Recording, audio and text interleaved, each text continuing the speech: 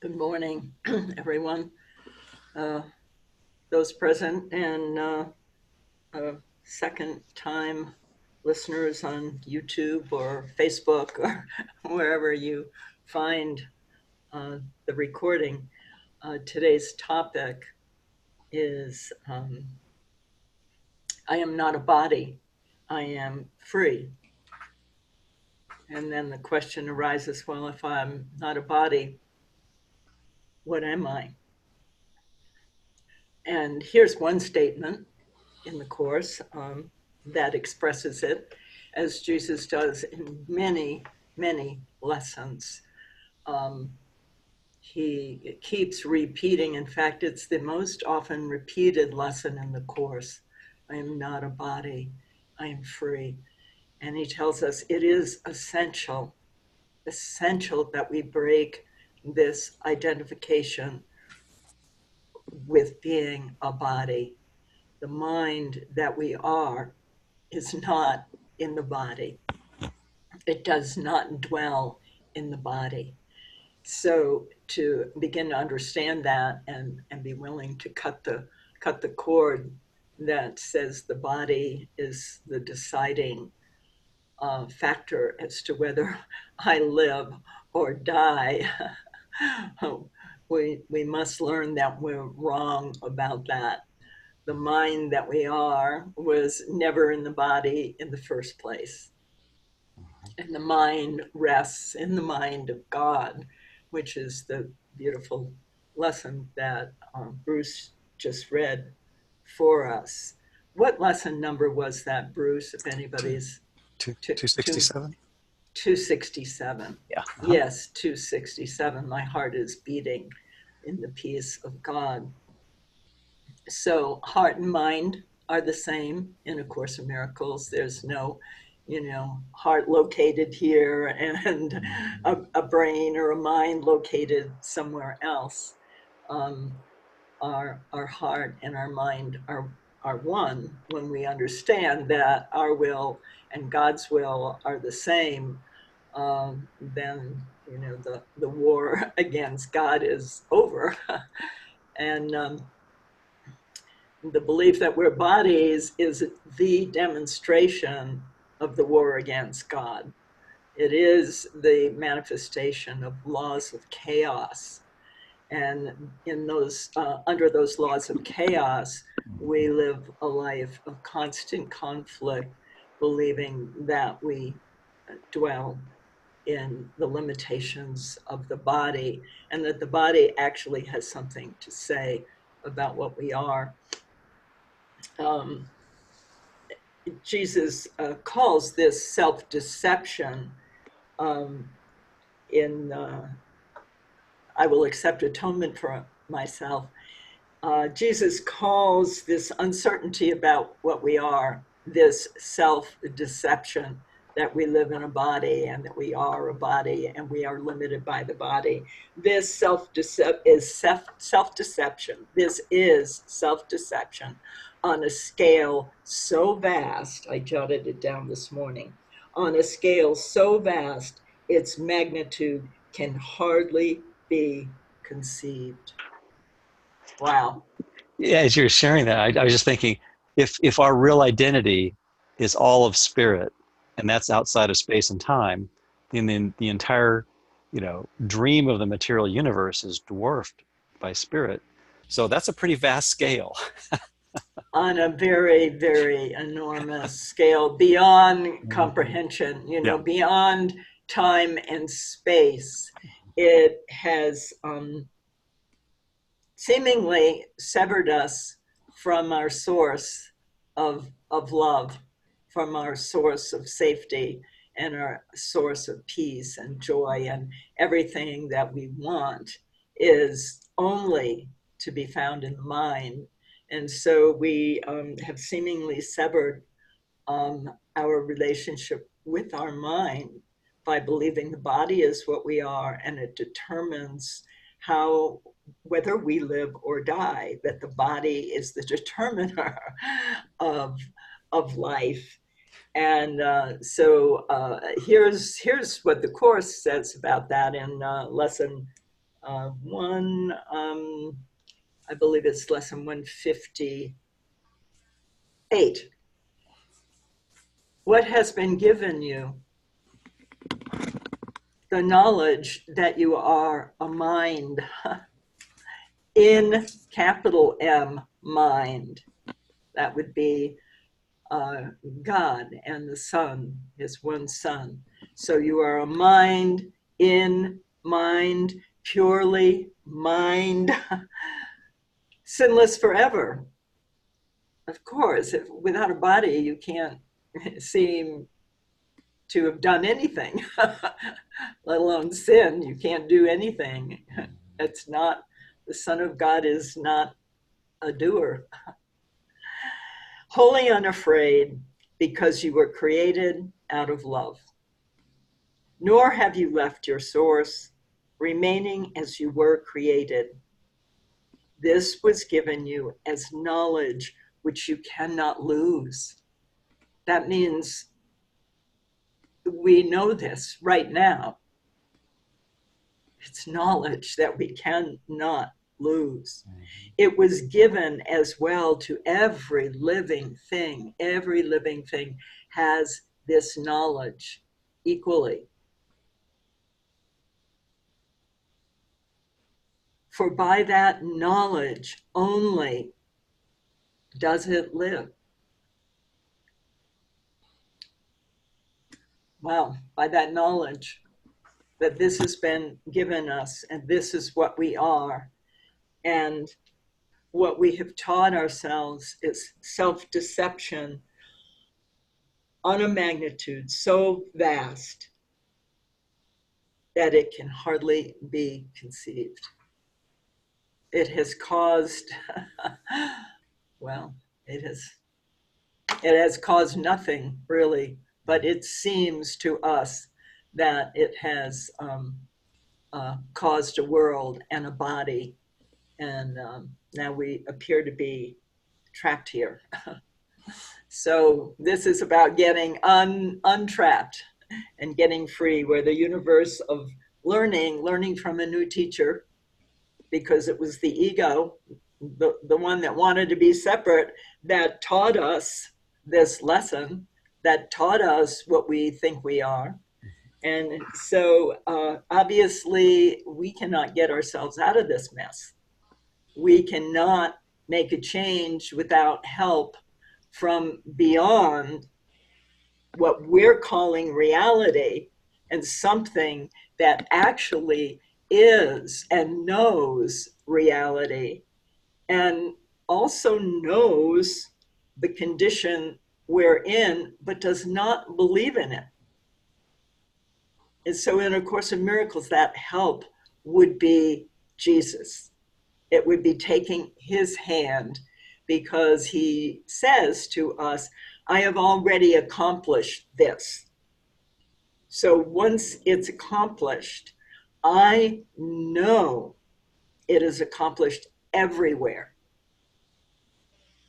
That's atonement. It cannot not be everywhere. So it is in everyone who turns to me.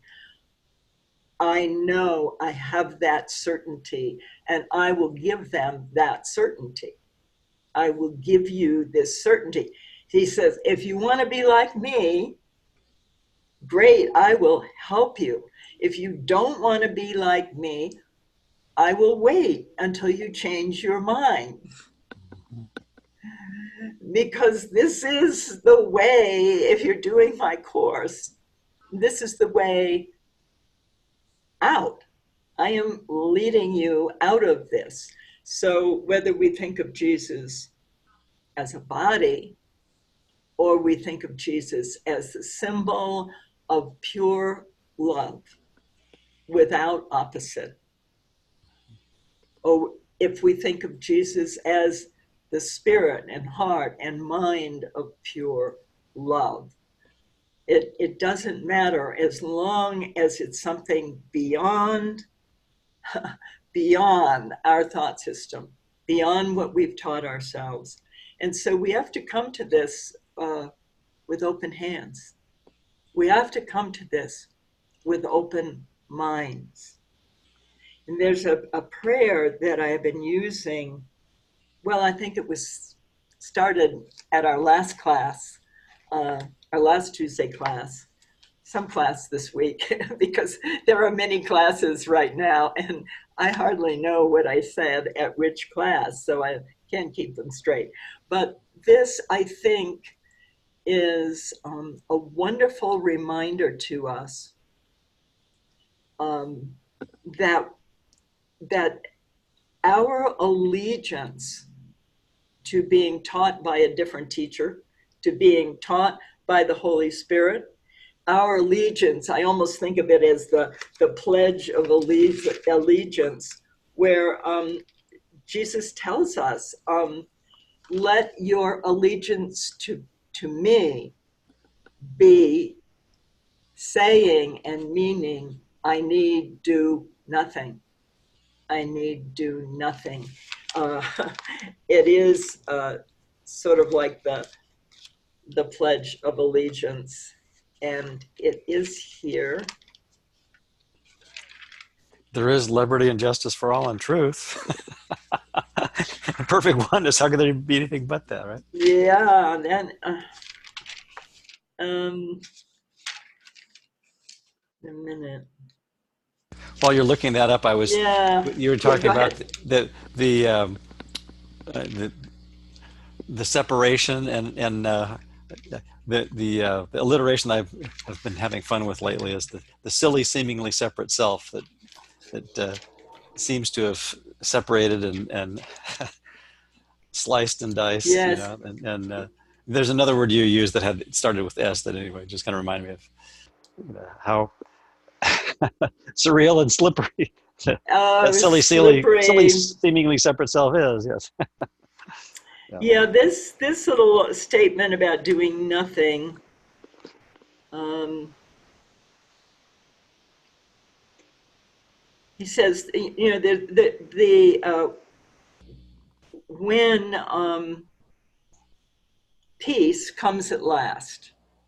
The simple version is when peace comes at last to any of us who have been struggling, working this course for years, um, running from this course for years, um, uh, you know, getting dismayed and feeling that we're never ever going to get there.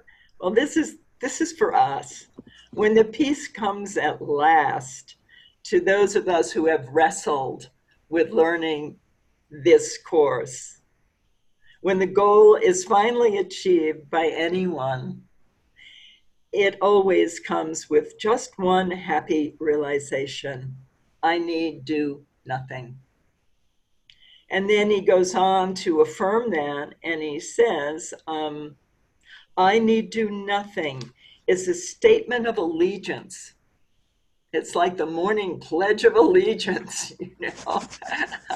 I will do nothing for peace. I will do nothing to get to enlightenment. I will realize I cannot do anything but be here now and accept atonement for myself. I cannot do anything but that, to stand, be still, and do nothing. And there it is.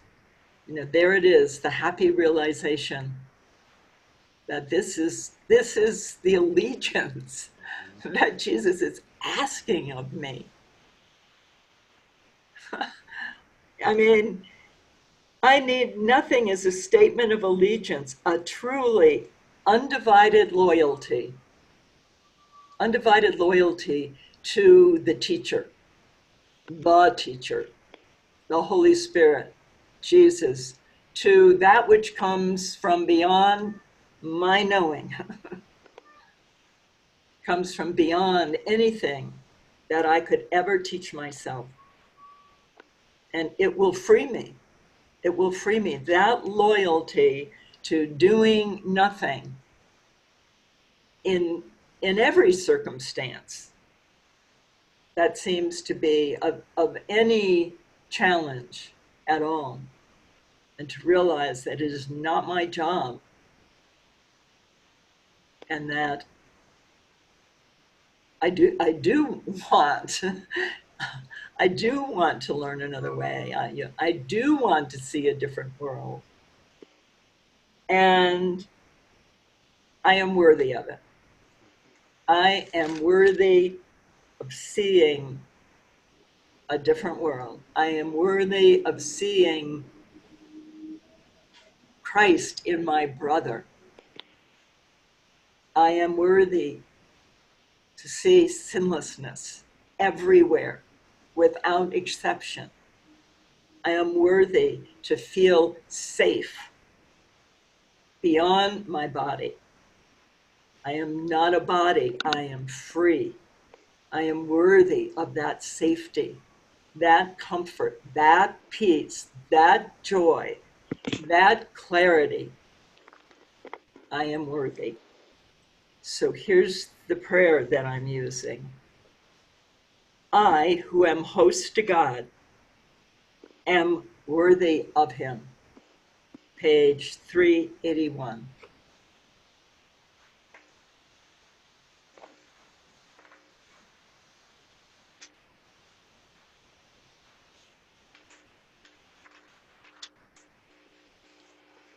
I, who am host to God, am worthy of him. He who established his dwelling place in me created it as he would have it be.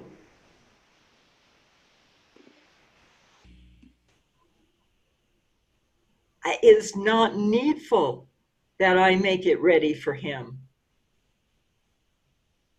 but only that I do not interfere with his plan to restore to me my own awareness of my readiness. Wow. My own awareness of my readiness,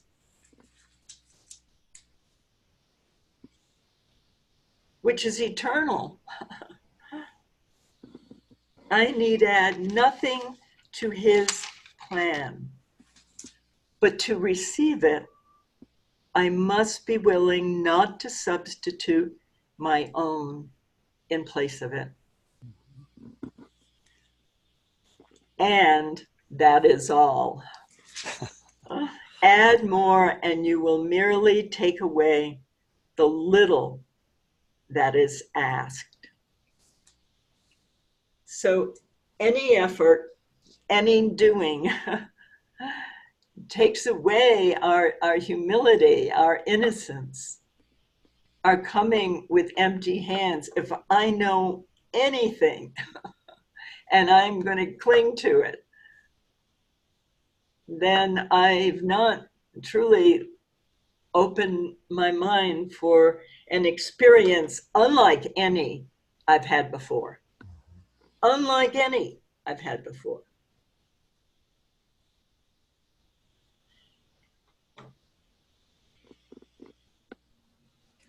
As you're reading that, I was thinking that one of the challenges with the English language is because it's dualistic and schizophrenic. we always in our grammar use an uppercase I for that personal pronoun, but I would think that in what you the italicized text you just read, where it says I who am host to God am worthy of him. That's really the decision maker that's aligned with the Christ, with Jesus and the Holy Spirit that's saying that. And then further down, the third line is it is not needful that I would probably be make the lowercase I if it was grammatically correct, it'd probably be there, but only that I do not interfere.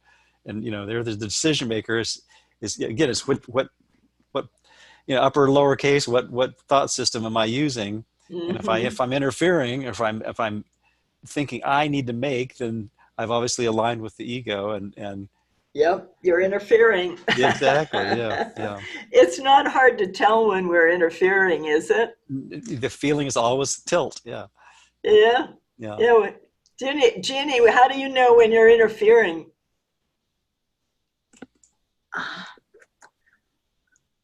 Oh, I think I know. I think I know. Right. Yep. Yep.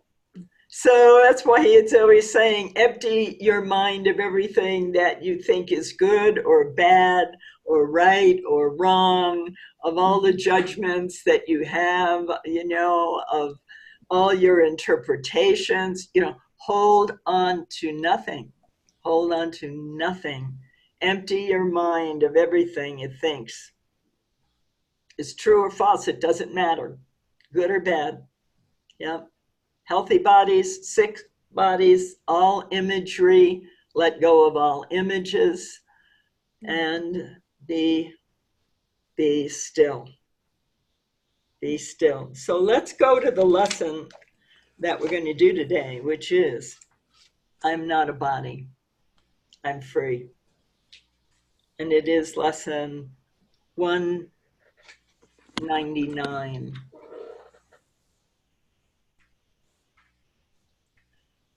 And essentially, this lesson wants us to have the experience that the mind that we are is in the Holy Spirit, in the right mind, which is the Holy Spirit. And so to begin to realize our freedom is in our home, and our home is in spirit. And what a contrast that is to believing that we reside in the body, which is limited. And not only do we believe we reside in the body, we actually believe the body can tell us who we are and what to do. But that also means when the body dies, guess what? We die. So that is linking our identity with the body is another way of linking our identity with what comes and goes. What's born, can die, but as we know, the never born can never die. So here's the lesson to learn that. So I'm not a body, I'm free. Freedom must be impossible as long as you perceive a body as yourself. The body is a limit. Who would seek for freedom in a body looks for it where it cannot be found. The mind can be made free when it no longer sees itself as in a body, firmly tied to it and sheltered by its presence. If this were the truth, the mind would be vulnerable indeed. Whatever happens to the body happens to the mind. Seems like that ties in beautifully with if this were the real world, God would be cruel. Yes. Admonition, yeah. Yes. This is a pretty shabby shelter. Shabby. On a good day. I love that word shabby. I had a whole conversation about shabby the other day with Tim. We were it's such a good word, the shabby offerings. Would you rather fly with the wings of the ego or the tiny wings of the sparrow? And then he says, in this, we're learning that the shabby gifts of the ego are not what we want. Oh my goodness. Pathetic would be a compliment, that would be an upgrade. Yes. to what the body really is. Yeah. Yes, indeed. Yeah. And yet, until we question that, could this be what I am? There's a very, very strong assumption that the body is what we are. Mm-hmm. Yeah. And so here is definitely one way, at least, one path that we know of that really is about freeing our mind from the identification with the body. And we talk a lot about puppets, that we're all puppets. The body is a device like a telephone. It has no life of its own. It has no mind of its own. The only thing that gives it value is, what is it for? What is this phone for? And what is this body for? Because the body, as we've learned, is a wholly neutral thing. So the body is already only at the command of the mind, only at who is in charge here. Is it the ego or is it the Holy Spirit? Who am I looking at the puppet with? Which one is directing the puppet? So learning to watch what we've thought of as ourselves is really the way to break the habit. To look upon the body as a wholly neutral thing, and to look now with a teacher that is teaching us a way to use the seeming puppet. And he's telling us really that you need to get back to the mind and to open your mind to the teaching of the Holy Spirit. And the Holy Spirit will show you what is really there, will show you. So we're not looking through the veil of guilt, which, as long as we identify with the body and believe it's what we are, there's guilt. There is automatically guilt if we look at anything with the body's eyes. And we're going to use it to witness to the belief that we're a body. Because that's how we're looking, and that's who we think is looking. So freedom is impossible as long as we perceive ourselves in a body. But paragraph 2, the mind that serves the Holy Spirit is unlimited forever, in all ways, beyond the laws of time and space, unbound by any preconceptions, and with the strength and power to do whatever it is asked. Attacked thoughts cannot enter such a mind because it has been given to the source of love, and fear can never enter in a mind that has attached itself to love instead of the body. It rests in God. And who can be afraid who lives in innocence and only loves? Good question.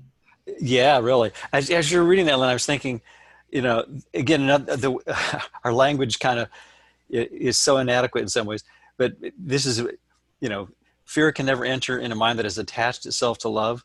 Well, in truth, we've never left love, so we couldn't possibly be detached in truth. Right. But only because our minds are so powerful, we've believed that it's possible in a silly dream that that's possible. So we need the metaphor of reattachment for where we think we are in order to feel the peace that comes from that. Right. Yeah. Right. It's it's a how would I say?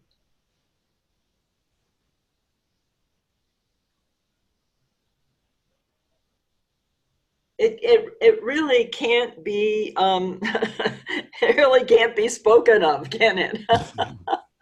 It's just the willingness to be empty and know nothing, and just stand there and watch and wait and judge not and do nothing. I mean, it's forgiveness for sure. It's you can't do anything but forgive. I mean, yeah, you can if you want to go back into the body. As you're saying that, I was thinking, because the Course talks about the body as being a communication device, and really, if in a sense, if our real identity is the communication, or if it's really the essence that is beyond the communication, then the communication is just a temporary mechanism for returning home to the oneness. Yeah. And that communication, in a sense, becomes silent when it no longer blathers ego, propaganda. Yeah. And we just kind of watch when we, observe without judgment or without condemnation, the ego's doing its thing, and just say, oh, that's just silly. That's completely forgivable. Yeah. I can watch Yeah. that miscommunication, and then the absence of that really is the peace and the innocence that's talked about and experienced when we let ourselves really just let go of using the ego to communicate a mistruth or a belief in separation, specialness, and substitution. Yeah, as you're saying that, I'm thinking of the unhealed healer versus the healed healer. And the healed healer simply knows he does nothing, and he just lets healing be. That's how Jesus refers to it. The therapist, the true therapist, lets healing be, because it already is. I mean, everything is already done. Everything is already healed. So there is nothing to do, and that is healing. And healing and atonement are the same thing. What is healing? Healing is atonement. Question 22 in the Manual for Teachers. So once we accept that, which we've been talking about a lot lately, once we accept that,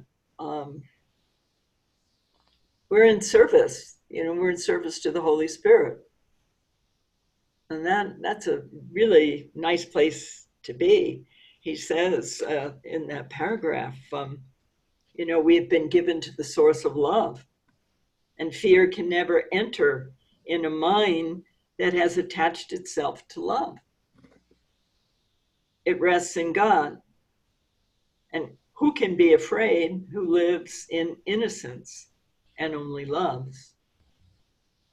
So that would be our true identity, our one self.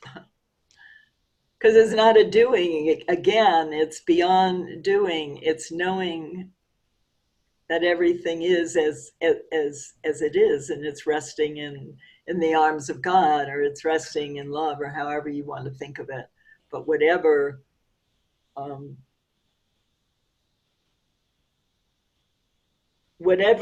our teacher is able to convey to us, so that we actually begin to live into this Course, and find the Course is starting to live us. Find these principles are actually moving and living in us, and that's not a scary thing at all. That's really a beautiful thing, and it's a joyous thing, and it's an effortless thing, and all of those things that we kind of sought for and searched for and thought we had to try for. Again, all we need to learn is to do nothing and let the Holy Spirit be our guide and our teacher. Paragraph 3, it is essential for your progress in this Course that you accept today's idea and hold it very dear. Be not concerned that to the ego it's quite insane. Of course it's insane to the ego. The ego holds the body dear because it dwells in it and lives united with the home that it is made. It is a part of the illusion that has sheltered it from being found illusory itself. The body is the hiding place. It's the camouflage for the laws of chaos in action. The ego action man. Here does it hide, paragraph 4. And here it can be seen as what it is. Declare your innocence and you are free. You are not this, he's saying. Declare your innocence. I'm not a body. I am free. The body disappears because you have no need of it, except the need the Holy Spirit sees. Okay, so it's now in the Holy Spirit's hands. There's one place in the Course, I just thought it interesting, where Jesus says, you can give me your body because I know what to do with it. It is kind of like an autopilot situation, if you think about it. Because I got a pilot's license years ago, and one of the first things that my instructor said, and even a mentor who kind of encouraged me to get a pilot's license, was that if you go through the checklist and do what's asked, and do what's what's appropriate, using that metaphor, you trim up once you take off, you trim up all the controls, so the plane basically flies itself. And now with the automated technology, I'm kind of extending the metaphor a little bit, but with telemetry and all the different networks of things that can look at what's going on in the sky, and collision avoidance, and all that stuff, and the automated systems that can literally take a plane off and land it without any need for a pilot. In a sense, the metaphor it becomes of, well, if I listen to the Holy Spirit, if I listen to Jesus and that inner kindness teacher's voice, I don't really have to do anything other than just the effortless allegiance or alliance or acknowledgement or acceptance of the instructions. And the instructions are always about forgiving and not making a big deal about the form. And then the things that appear to happen in the world don't have to be a big deal and are just simple. Right. Yeah. Right. It's our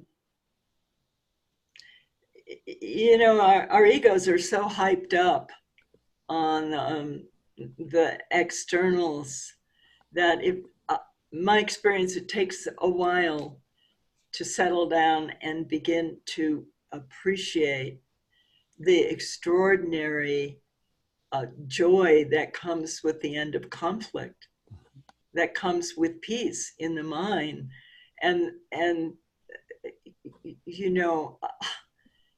it's like we can't make that happen ourselves, and so it becomes more and more attractive that this is really what we want. But we have to give a nod to it, like, well, yeah, it's I welcome it.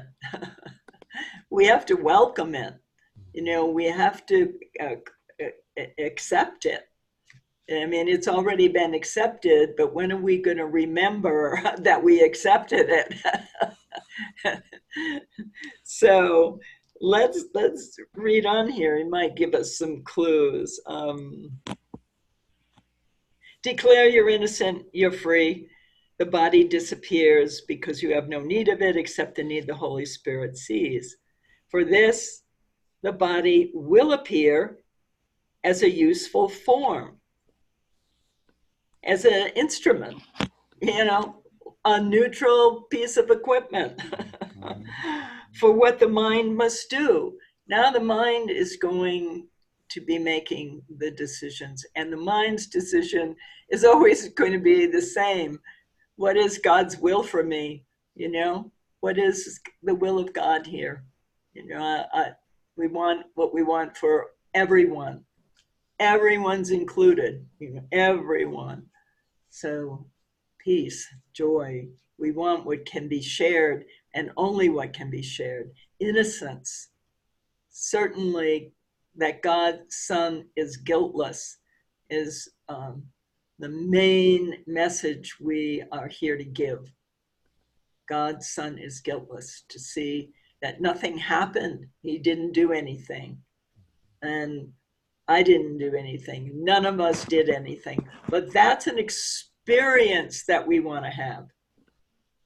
It's not just a word. Sinless starts out as a word. Guiltless starts out as a word. But it's not just a word. The Holy Spirit is the teacher of our guiltlessness, as our innocence. But we cannot find it alone. There's a whole segment, maybe we'll do it next time, of how we cannot do anything alone. We can't find our salvation alone. We can't find who we are alone. It has to be in relationship. So I'll remind. As you were sharing that, Lynn, I was thinking, you know, the God's Son is guiltless is one of the prerequisites, and then kind of implied with that I think the ego likes to quickly dismiss as, well, I'm not God's son. I'm the son of man. You know, I'm the offspring of a body, and that's the part of that propaganda, because, you know, the ego says, oh, I'm not having any part of that. How could I be the son of God? Here I am, this finite mortal thing, and the Holy Spirit says, look again. Yeah. Yeah. Yeah. Yeah. We'll see the whole thing in a very different light, Yeah. and very quickly. When we really start practicing this, very quickly the mind starts to ignite, you know, in a whole new way. I had a teacher years ago who shared an idea that I thought was pretty cool. It says, can you ever remember having not been? You know, right. And I thought that was kind of a neat way to just say, you know, what's never born can never die. Yeah. And even though, you know, we may not remember our birth or past lifetimes, or what, you know, if we never were in a body, then you know, the whole question of bodies or no bodies becomes irrelevant, because those are basically just distractions from the being. Yeah. Definitely distractions. Mm-hmm. They are definitely distractions. Mm-hmm. Let's read on.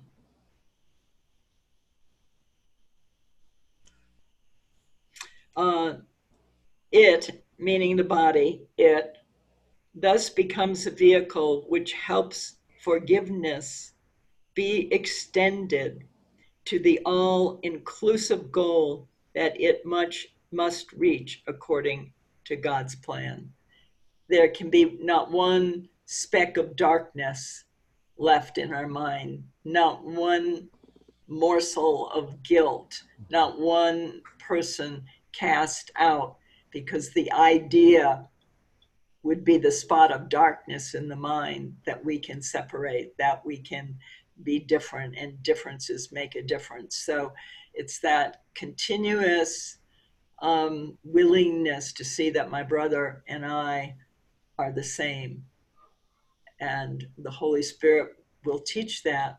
You know, I who am host to God, in the very next prayer in that chapter, it is, I desire this holy instant for myself, that I can share it with my brother whom I love. So it's the constant reminder. I want to remember that my mind is joined with my brother's, and I want to see, feel, experience that that's true. And the Holy Spirit is the teacher in that, and the miracle is the witness. The miracle witnesses to the fact that I have chosen the Holy Spirit as my teacher. So miracles are the effect of having made that choice. And yeah, Cherish today's idea. I'm not a body, I am free. And practice it today and every day. Make it part of every practice period you take. Wow, I never knew he said that before. Wow. Every practice period. I'm not a body, I am free. Every day, every lesson. There is no thought that will not gain thereby in power to help the world, and none which will not gain in added gifts to you as well. We call the sound of freedom round the world with this idea. And would you be exempt from the acceptance of the gifts you give? The Holy Spirit is the home of minds that seek for freedom. In Him, they have found what they have sought. The body's purpose now is unambiguous, and it becomes perfect in its ability to serve an undivided goal. In conflict-free and unequivocal response to mind with but the thought of freedom as its goal, the body serves and serves its purpose well.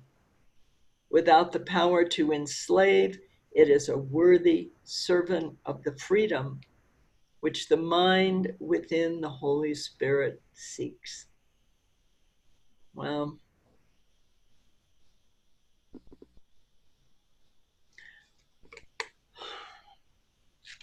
you can see where,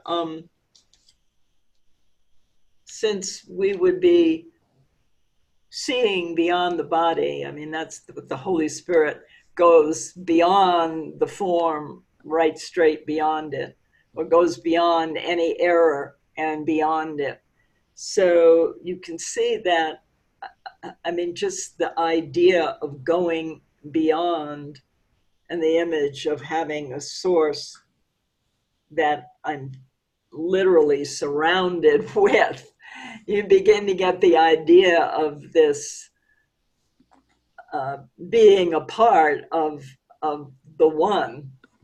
And as he says, you really can't grok oneness joined as one from the perspective of a body. Did you ever see the movie The Man with the X-Ray Eyes with Ray Milland? It was a sci-fi film many years ago, I think back in the 60s.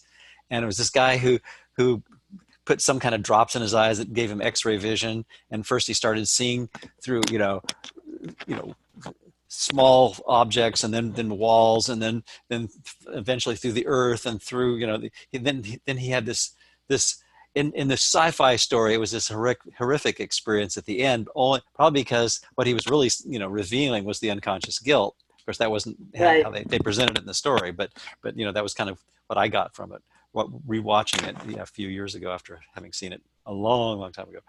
And then I was thinking, well, that's sort of like what the Holy Spirit does, is it sees, you know, beyond and through the form to the spirit that's behind everything and everyone, and seeing it all the same. And you know, so we kind of developed this X-ray vision, sort of like the same thing with the Yeah. Magic Eye posters. You know, you kind of look, in a sense, sort of through and beyond to see the real meaning that's there, and the meaning is always about sameness that leads to oneness. Yes. Yeah. It's you know, it's like we still almost can't get away from the idea of visual seeing. Uh-huh. Uh-huh. You know, that and knowledge, which is beyond even visual seeing. Right. You know, and yeah, and that's not our job to figure that one out, or figure it out, or even, you know, Jesus, no, do your job, do your forgiveness here, and you know, learn to look upon all things with your teacher. So freedom. Okay, be free today and carry freedom as your gift to those who still believe they are enslaved within a body. Be you free, so that the Holy Spirit can make use of your escape from bondage to set free the many who perceive themselves as bound and helpless and afraid. So, here we are conduits in a sense, and he's saying you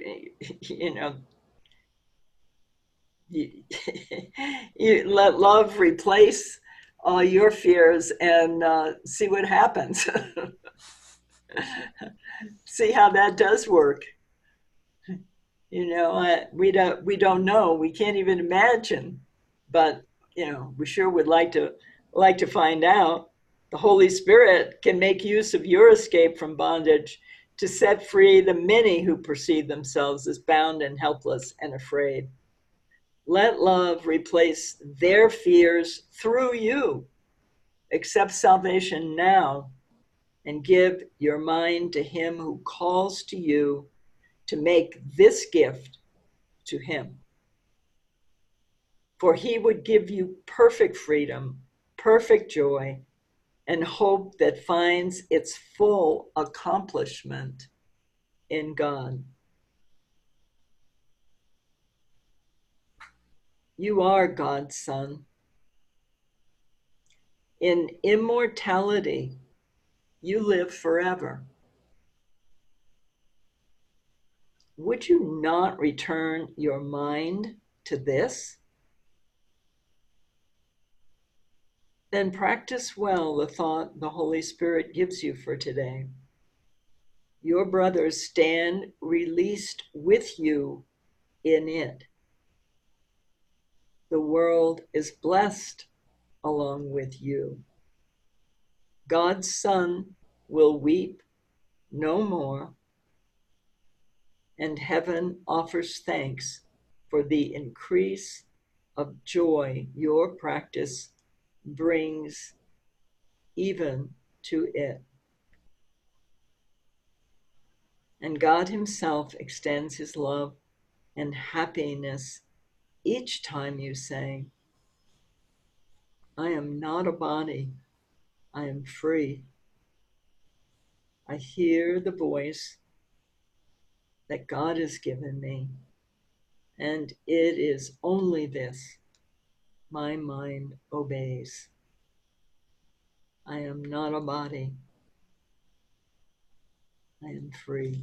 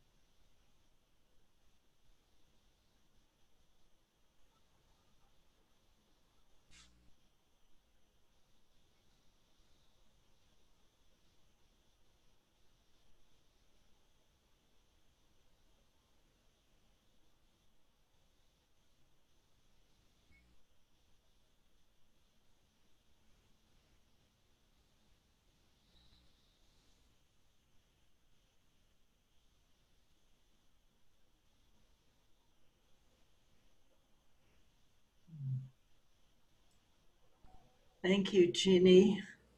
Thank you, Bruce. We have folks traveling this week. David's on his way to the East Coast for a couple of weeks.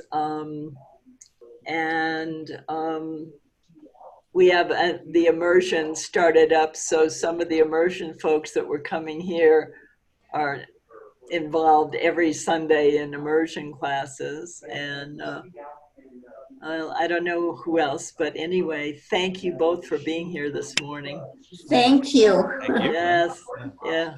Let's remember, I'm not a body, I'm free. Yes. Thank you. Yes. Thanks.